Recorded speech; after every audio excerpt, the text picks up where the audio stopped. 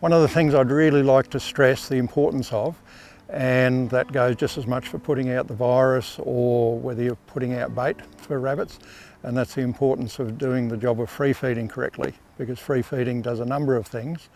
One, it trains the rabbits to eat sort of the medium that you want them to eat, that you're eventually going to put the poison or the virus on. The other thing is that you learn by where they're eating and where they're not eating,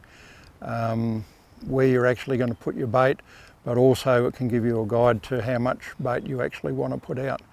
because you don't want to be putting out large quantities of bait and then find that it's not getting eaten and then you need to go and pick it up.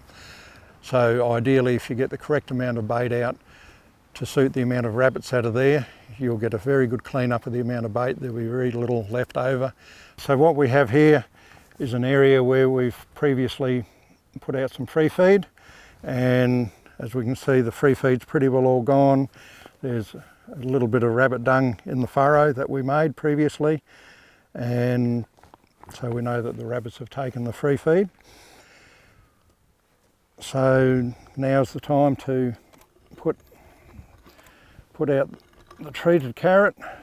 so you can just freshen up the furrow a bit, and just in each location. It doesn't require all that much, because all we're trying to do is introduce the disease to the population of rabbits.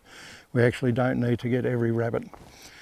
to eat the carrot, because ultimately once they're infected, the disease will do the rest by itself.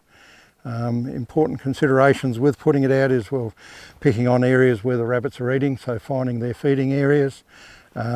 creating a little bit of a disturbance